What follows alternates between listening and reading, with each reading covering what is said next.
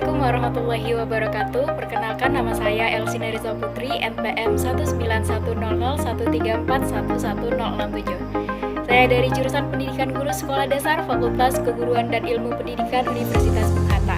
Pada video kali ini saya akan mempresentasikan proposal penelitian pada mata kuliah Metodologi Penelitian dengan judul proposal saya adalah pengaruh model pembelajaran Contextual Teaching and Learning terhadap hasil belajar siswa mata pelajaran IPA kelas 4 di Pasaman Barat dengan dosen pengampu Ibu Dr. Sukmaneti MSI. Berikut cuplikan presentasinya. Oke, untuk penjabarannya pertama dimulai dari latar belakang masalah. Penelitian ini berangkat dari pentingnya pendidikan dalam kehidupan berbangsa dan bernegara.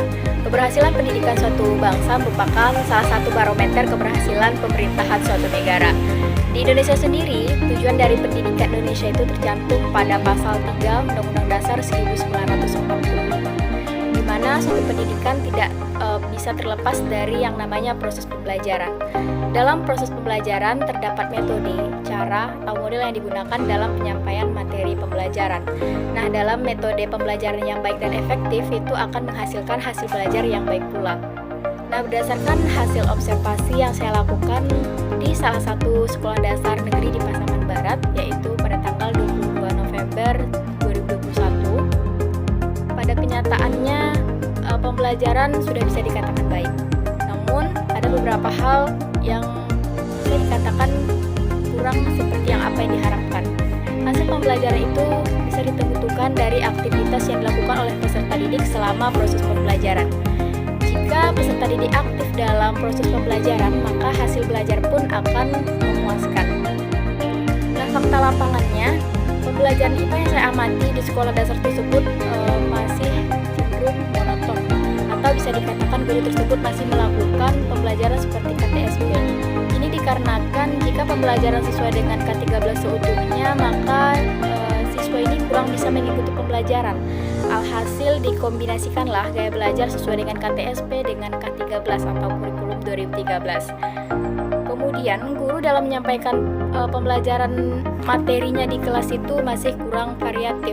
Proses pembelajaran memiliki kecenderungan pada metode tertentu, yaitu metode ceramah. Guru masih mendominasi dalam proses pembelajaran. Dalam proses belajar peserta didik itu kurang aktif, dan peserta didik lebih banyak mendengar dan menulis. Hal tersebut menyebabkan siswa lebih banyak tidak memahami konsep yang sebenarnya, hanya menghafalkan satu konsep. Materi yang sudah dipelajari peserta didik itu menjadi kurang bermakna. Oleh karena itu, peneliti berusaha untuk melakukan proses belajar mengajar untuk berhasilnya tujuan pembelajaran dengan menerapkan satu sistem pembelajaran yang melibatkan peserta didik secara aktif dalam kegiatan belajar mengajar. Pembelajaran yang semula berpusat pada guru itu akan beralih berpusat pada siswa.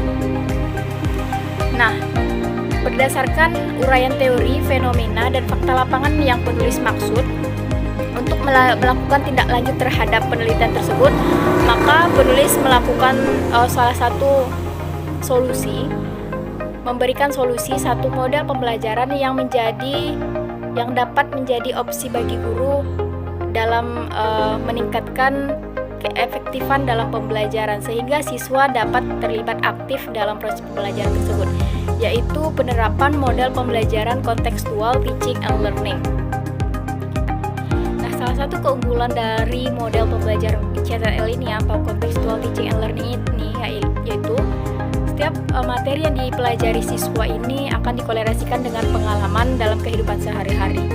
Dalam kegiatan belajar mengajar, siswa mampu berperan aktif mengenai teori atau materi pelajaran. Penerapan CTL juga mampu menciptakan siswa yang berpikir kreatif sesuai dengan ilmu yang dipelajarinya. Kejenuhan dalam belajar dapat diminimalkan dengan mengkolaborasikan pengalaman siswa dengan bahan materi pelajaran. Nah, untuk mengurangi kesulitan yang dialami oleh siswa dalam mempelajari pembelajaran IPA, khususnya materi gaya magnet dan gaya gravitasi, maka dilakukanlah penelitian eksperimen. Peneliti menggunakan judul yaitu pengaruh model pembelajaran Contextual Teaching and Learning terhadap hasil belajar siswa mata pelajaran IPA kelas 4 di Pasaman Barat. Selanjutnya adalah rumusan masalah. Rumusan masalah berdasarkan latar belakang yang saya uraikan tadi, yaitu bagaimanakah pengaruh penerapan model pembelajaran Contextual Teaching and Learning atau CTL dapat meningkatkan hasil belajar siswa pada mata pelajaran IPA, gaya magnet, dan gaya gravitasi pada siswa sekolah dasar. Sedangkan hipotesis penelitiannya adalah terdapat pengaruh yang signifikan model pembelajaran Contextual Teaching and Learning terhadap hasil belajar siswa kelas 4 pada mata pelajaran IPA. Kemudian tujuannya adalah tujuan secara umum untuk mendeskripsikan proses pembelajaran IPA dengan model pembelajaran Contextual Teaching and Learning atau CTL di kelas 4 siswa Sekolah Dasar Negeri 19 Ranah Batan Pasaman Barat. Kemudian tujuan dari secara khususnya adalah pelaksanaan pembelajaran untuk meningkatkan proses pembelajaran IPA dengan menggunakan model pembelajaran Contextual Teaching and Learning di kelas 4 siswa sekolah dasar di Pasaman Barat. Kemudian untuk meningkatkan hasil belajar peserta didik pada mata pelajaran IPA dengan menggunakan model Contextual Teaching and Learning di kelas 4 siswa sekolah dasar di Pasaman Barat. Selanjutnya yaitu landasan teori. Dari judul saya itu terdapat dua variabel, diantaranya variabel bebas dan variabel terikat. Variabel bebasnya adalah model Contextual Teaching and Learning atau CTL, sedangkan variabel terikatnya adalah hasil belajar. Jadi saya akan menjabarkan kedua variabel tersebut dimulai dari variabel bebas yaitu model pembelajaran Contextual Teaching and Learning. Yang pertama, pengertian model pembelajaran Contextual Teaching and Learning. Model pembelajaran berdasarkan pendapat dari Joyce dan Wiley. Model pembelajaran tersebut adalah suatu kerangka konseptual yang digunakan dalam membantu peserta didik untuk menemukan informasi, ide, memiliki keterampilan sosial, mampu berpikir kritis, meningkatkan motivasi belajar untuk mencapai hasil belajar yang lebih optimal. Nah, sedangkan menurut Nur Hadi, Contextual Teaching and Learning itu adalah prosedur pendidikan yang bertujuan untuk membantu peserta didik dalam memahami makna pembelajaran dengan cara menghubungkan dengan konteks kehidupan mereka sendiri atau konteks kehidupan nyata dalam lingkungan sosial dan budaya masyarakat. Hal ini penting diterapkan agar informasi yang diterima itu tidak hanya disimpan di memori jangka pendek, tetapi juga disimpan di memori jangka panjang sehingga sangat bermakna pada kehidupan sehari-harinya. Nah, jadi dapat disimpulkan bahwa Contextual Teaching and Learning itu adalah model pembelajaran yang lebih menekankan pada proses belajar mengajar dengan keterlibatan siswa secara penuh agar dapat mengaitkan antara materi yang dipelajari dengan menghubungkannya dalam kehidupan nyata, sehingga CTL ini mampu mendorong siswa untuk mampu menerapkannya di dalam kehidupan sehari-hari. Langkah-langkah penerapan Contextual Teaching and Learning pada proses pembelajaran. Berdasarkan pendapat dari Trianto 2010, dia mengemukakan bahwa ada 7 penerapan atau langkah-langkah dari penerapan model Contextual Teaching and Learning. Di antaranya, pertama, kembangkan pemikiran bahwa anak akan belajar lebih bermakna apabila ia bekerja sendiri, menemukan sendiri dan mengkonstruksi sendiri pengetahuan dan keterampilan barunya. Kemudian yang kedua, laksanakan sejauh mungkin kegiatan inquiry untuk semua topik pembelajaran. Yang ketiga, kembangkan sifat ingin tahu siswa, yaitu dengan cara bertanya. Yang keempat, ciptakan masyarakat belajar. Itu bisa digunakan dengan kelompok-kelompok belajar. Yang kelima, hadirkan model dan dengan contoh pembelajaran. Kemudian yang keenam, lakukan refleksi di akhir pertemuan. Ini gunanya adalah agar siswa lebih mengingat pembelajaran dari awal sampai akhir, yaitu dengan melakukan refleksi pembelajaran.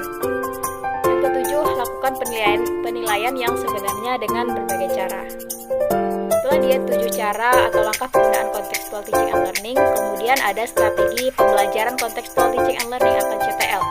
Berdasarkan pendapat dari Subrijono 2009. Dia mengemukakan bahwa ada 5 penerapan pembelajaran kontekstual yang disingkat dengan REACT. Yang pertama, R, relating. Belajar dikaitkan dengan konteks pengalaman kehidupannya. Konteks merupakan kerangka kerja yang dirancang guru untuk membantu peserta didik agar yang dipelajarinya tersebut lebih bermakna. Kemudian E, experiencing. Kegiatan mengalami.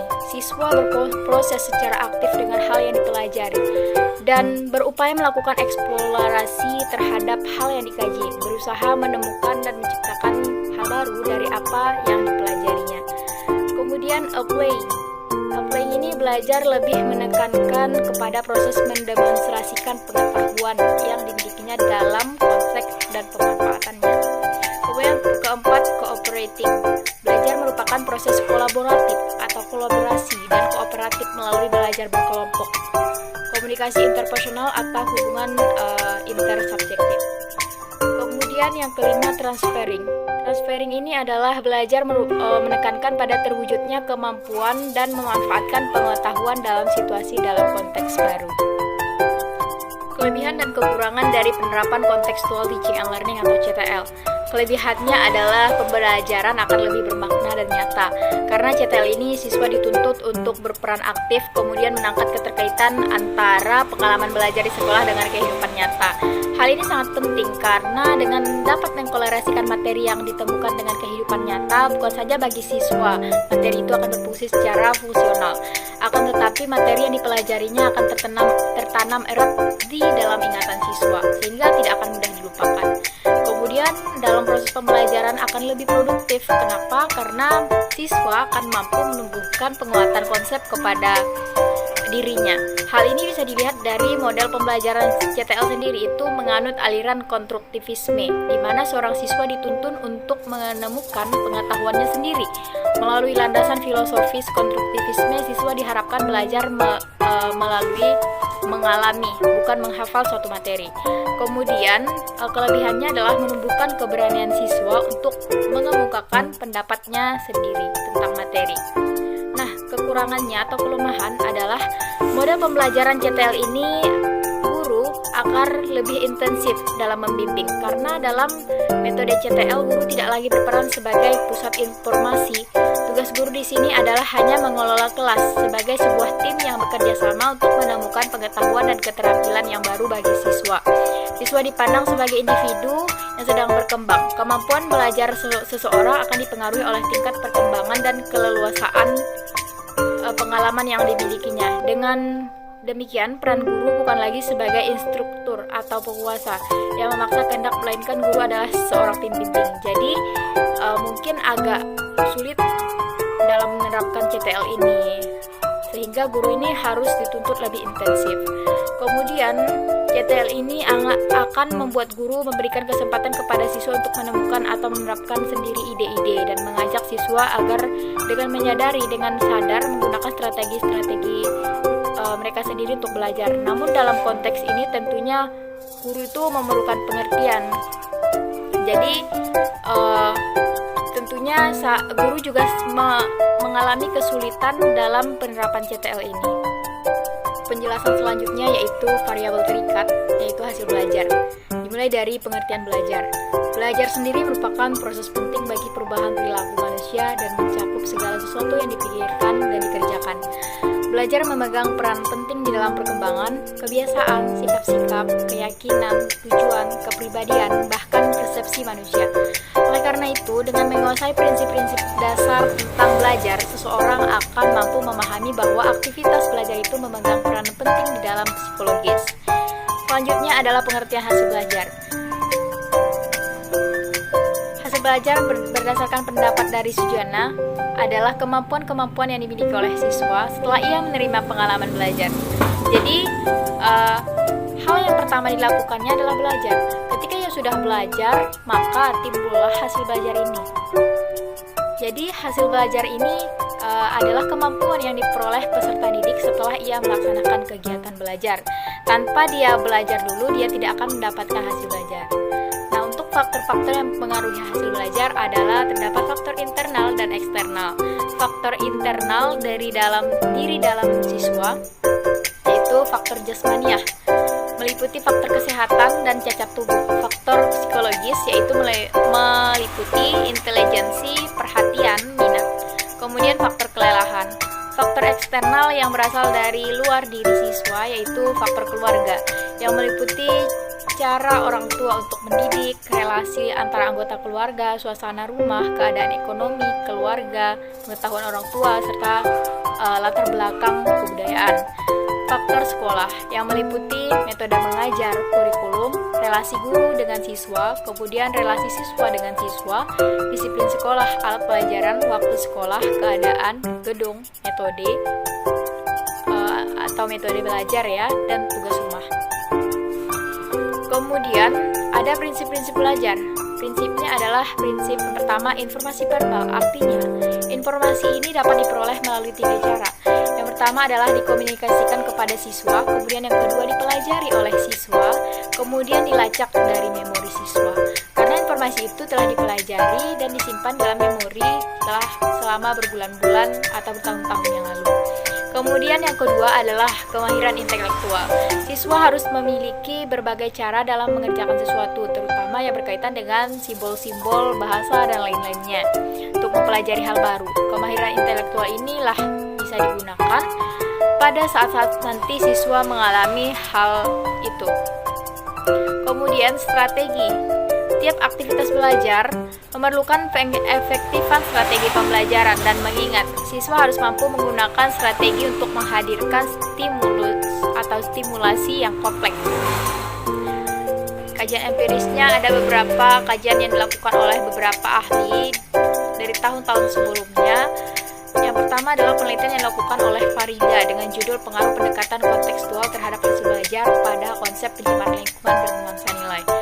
Hasil penelitiannya ini menyebutkan bahwa rata-rata post-test kelas eksperimen adalah sebesar 75,12 di kelas kontrol, sedangkan di kelas kontrol adalah 60,05, serta hasil uji T-nya diperoleh T-hit 5,43, sedangkan T-table sebesar 1,91. Maka berdasarkan data yang diperoleh dapatlah disimpulkan bahwa terdapat pengaruh hasil belajar siswa yang diajarkan dengan model pembelajaran kontekstual teaching and learning dibandingkan dengan menggunakan metode konvensional atau metode ceramah. Kemudian penelitian yang dilakukan oleh Rahmawati yang berjudul Efektivitas Pembelajaran dengan Pendekatan Kontekstual Teaching and Learning dalam meningkatkan hasil belajar siswa pada konsep usaha dan energi. Hasil penelitiannya adalah menunjukkan bahwa peningkatan hasil belajar kelas eksperimen sebesar 57% dan kelas kontrol sebesar 45%. Berdasarkan indikator yang telah ditetapkan, hal ini menunjukkan kelas eksperimen lebih efektif dibandingkan dengan kelas kontrol. Nah, jadi dalam penerapan model pembelajaran kontekstual ini berpengaruh pada hasil belajar siswa. Dan selanjutnya ada metode penelitian. Yang pertama, jenis penelitian. Jenis penelitian yang digunakan adalah penelitian eksperimen, di mana nantinya akan dibagi menjadi 2 kelas, antara lain adanya kelas eksperimen sebagai pemberlakuan dari model pembelajaran kontekstual teaching and learning, kemudian kelas kontrol tanpa adanya pemberlakuan. Nah, selanjutnya ada populasi dan sampel. Populasi yang digunakan adalah seluruh siswa kelas 4 Sekolah Dasar Negeri 19 Nganabatan Pasaman Barat. Kemudian sampelnya dibagi menjadi 2 kelas, antara lain kelas eksperimen dan kelas kontrol. Nah, definisi operasional sendiri terbagi menjadi 2, yaitu model Contextual Teaching and Learning atau CTL, kemudian hasil belajar. Selanjutnya ada jenis data. Jenis data yang digunakan dalam penelitian ini adalah data kuantitatif, di mana pengertian dari kuantitatif sendiri adalah sebagai metode penelitian yang berlandaskan pada filsafat positivisme digunakan untuk meneliti pada populasi atau sampel tertentu. Nah, selanjutnya ada teknik pengumpulan data. Teknik pengumpulan data yang digunakan yaitu menggunakan tes. Tes ini ditujukan kepada peserta didik untuk kelas eksperimen dan kelas kontrol. Metode atau teknik ini digunakan peneliti untuk memperoleh data hasil belajar siswa setelah mendapatkan perlakuan. Instrumen penelitian.